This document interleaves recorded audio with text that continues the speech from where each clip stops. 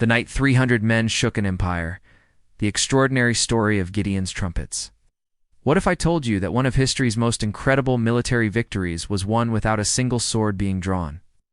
That 300 ordinary men defeated an army of 135,000 seasoned warriors using nothing but trumpets, torches, and clay jars. Today we are rediving into the extraordinary biblical story of Gideon, a tale that's equal parts action thriller, underdog story, and masterclass in faith. This isn't just ancient history. It's a blueprint for overcoming impossible odds. That's as relevant today as it was 3,000 years ago. There are important lessons to be learned in this story. Whether you're facing your own giants, feeling overwhelmed by life's challenges, or simply love incredible true stories, stick with me to the very end, because the lessons hidden in this ancient narrative might just change how you approach your biggest fears and seemingly impossible situations. Please don't forget to click the like and share the video with your friends. Let us start. Picture this. It's the dead of night. 300 men stand on a mountainside, each holding nothing but a clay jar, a torch, and a trumpet. Below them lies an army of 135,000 seasoned warriors, the most feared military force in the ancient world. In a few moments, these 300 will do something so audacious, so impossible, that it will echo through history for over 3,000 years. This is the story of Gideon, a nobody who became somebody, a coward who became a warrior, and the night when faith conquered fear in the most spectacular way imaginable. For 7 long years, the people of Israel had lived in terror. The Midianites swept across their land like locusts, destroying everything in their path. These weren't just raiders. They were a military machine that had perfected the art of psychological warfare. The Israelites were in a state of despair, oppressed by the Midianites who had invaded their land, destroyed crops, and caused widespread famine. Every harvest season, just as the Israelites were about to reap what they had sown, the Midianites would appear on the horizon, thousands of camels carrying warriors who knew no mercy. They would devour the crops, slaughter the livestock, and leave behind nothing but devastation and despair. The timing was cruelly strategic. The Midianites had studied their victims well. They knew exactly when to strike. During harvest time, when hope was highest and the fruits of a year's labor were ready to be gathered, it was an economic warfare at its most devastating. The Israelites had been reduced to hiding in caves, mountain clefts, and underground strongholds. They were living like refugees in their own land, their spirits crushed, their hope extinguished. Children grew up knowing only fear. Parents watched their families slowly starve.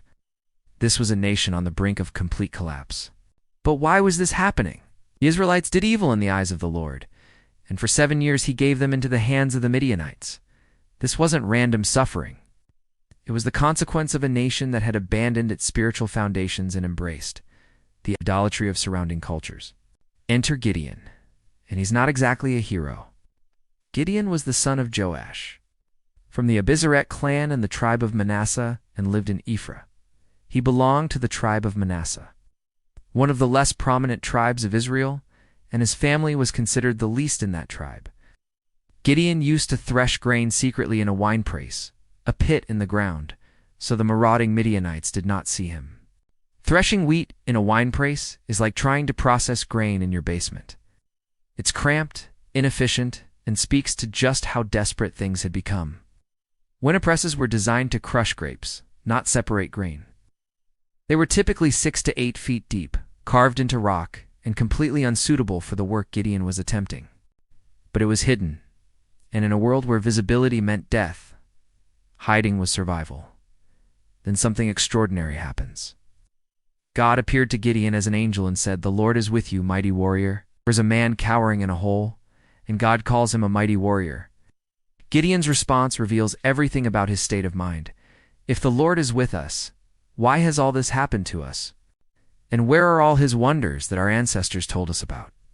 This isn't just doubt. It's the cry of a man who has heard the stories of God's power, but has never seen it with his own eyes. Here's a man wrestling with the age-old question of suffering, asking the hard questions we all ask when life doesn't make sense. But sometimes God chooses the most unlikely people for the most impossible tasks. Sometimes the very person who questions the loudest is the one most ready to believe when the answer comes. Part 2. The divine calling. From doubt to destiny, God's call too. Gideon was simple but staggering. Go in the strength you have and save Israel out of Midian's hand. I am sending you. But Gideon needed more than words. He needed proof. The first sign came immediately. Gideon prepared an offering, a young goat and unleavened bread. The angel touched the offering and fire flared from the rock, consuming the sacrifice completely. Then the angel vanished. This wasn't just a miracle, it was a demonstration of divine power that left Gideon trembling. But God wasn't finished with Gideon's preparation. Before he could face the Midianites, he had to face the idolatry in his own backyard. On God's instruction, Gideon destroyed the town's altar to Baal and the symbol of the goddess Asherah beside it, receiving the byname of Jerubbaal from his father. This act took incredible courage. Gideon had to tear down the very altars his neighbors worshipped at. When the townspeople discovered what he had done, they were ready to kill him. Only his father's clever defense saved his life, saying, "If Baal is really a god, let him defend himself." But even after this dramatic confirmation, Gideon still struggled with doubt. Entered the famous fleece tests. Gideon performed the fleece test to seek assurance from God about his calling to lead Israel against the Midianites. Gideon woke up to his fleece covered in dew, but the surrounding ground dry. Then the next morning, his fleece was dry, but the surrounding ground covered in dew. Some people criticize Gideon for testing God, but that is not the right picture. Gideon was a man who desperately wanted to be sure he was hearing correctly. The stakes were too high for guesswork. The lives of his people hung in the balance. God, in his patience and understanding, provided the confirmation Gideon needed. Finally convinced, Gideon began assembling an army. Gideon then sent out messengers to gather men from the tribes of Asher, Zebulun, and Naphtali, as well as his own tribe of Manasseh. Gideon gathered 32,000 Israelites, a remarkable response for a nation that had been living in hiding for 7 years. 32,000 men. It wasn't much against an army of 135,000, but it was a start. These men represented hope rising from despair, courage emerging from fear. They came from their hiding places, left their families, and committed to a cause that seemed impossible. But then God delivered a shocking message. You have too many men. How come too many?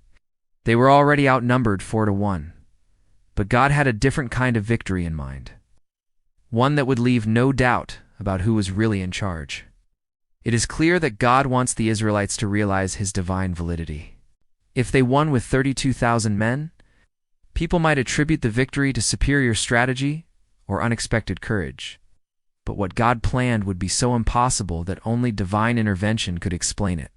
What happened next defies every principle of military strategy ever written.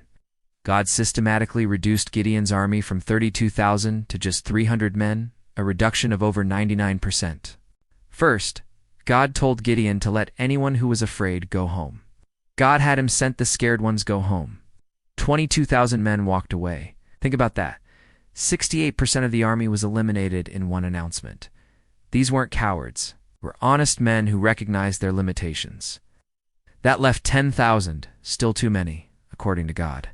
Then came the famous water test. Gideon took his remaining men to a spring and watched how they drank. Most knelt down and put their faces to the water, getting comfortable, relaxing their guard. But 300 men cupped water in their hands and lapped it while staying alert. Keeping their eyes up, ready for danger, this wasn't just about drinking habits. It was about mindset. These 300 men, even in moments of basic need, remained vigilant. They were warriors not because they were fearless, but because they were aware. They understood that in a world of constant danger, letting your guard down could be fatal. These 300, less than 1% of the original army, would be God's instruments of victory against impossible odds. The math was staggering. 450 enemies for every one of Gideon's men. But sometimes the greatest victories come not from overwhelming force, but from overwhelming faith. Even after all the signs and confirmations, Gideon still felt the weight of the impossible task ahead. God, in his infinite mercy, provided one final encouragement. He told Gideon to sneak down to the Midianite camp and listen. There in the darkness, Gideon overheard a conversation between two enemy soldiers. One had dreamed of a loaf of barley bread tumbling into their camp and destroying their commander's tent.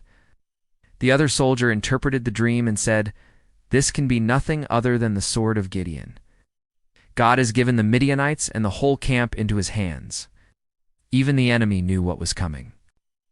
Word of Gideon's rising influence had spread throughout the Midianite camp, creating fear and uncertainty. The very mention of his name was enough to unsettle seasoned warriors. The psychological battle was already being won. Part 3. The Night of Trumpets' Impossible Strategy.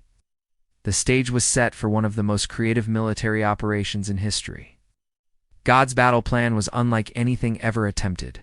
No swords, no spears, no conventional weapons. Instead, each man received a trumpet, a torch, and a clay jar to cover the torch. The strategy was brilliant in its simplicity. The Midianites, camped in the valley, would be surrounded by what appeared to be a massive army. In ancient warfare, every soldier carried a torch, and the sound of trumpets indicated the size of the force. 300 torches and 300 trumpets would suggest an army of thousands. But the clay jars added another element, the element of surprise. The torches would be hidden until the critical moment, creating the illusion that a vast army had suddenly materialized out of the darkness. Picture the scene: 300 men divided into 3 companies, positioned around the massive Midianite camp under cover of darkness. Below them, an army of 135,000 seasoned warriors slept, confident in their overwhelming numbers. The night air was still, broken only by the sounds of a sleeping army and the distant movement of animals. At the second watch of the night, around 10 p.m., Gideon gave the signal. In perfect synchronization, something extraordinary happened. 300 trumpets blasted in unison, shattering the silence of the night.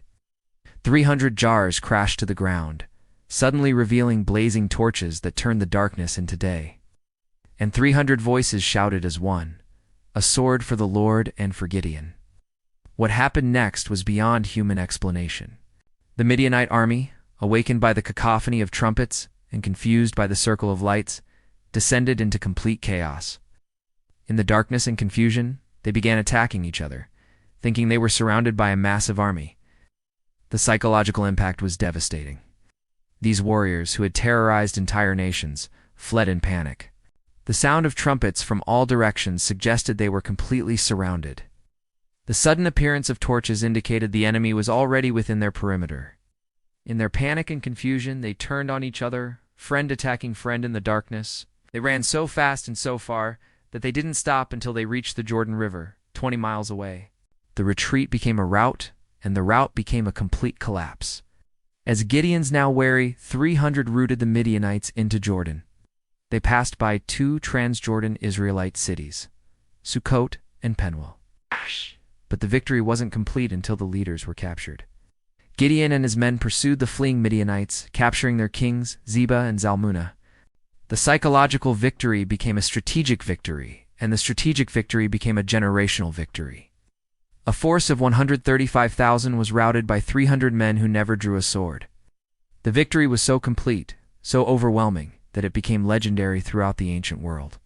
His victory over the Midianites was not a result of military strategy or human strength, but a demonstration of divine power and faith. The victory at Midian didn't just end a 7-year oppression, it transformed a nation. Israel experienced peace for 40 years following Gideon's victory. Children who had grown up knowing only fear could now play in fields without looking over their shoulders. Farmers could harvest their crops without hiding in caves. But perhaps more importantly, the victory restored Israel's faith in divine intervention. They had seen the impossible become possible. They had witnessed 300 men accomplish what 32,000 couldn't. They had learned that sometimes the greatest victories come not from human strength, but from divine strategy.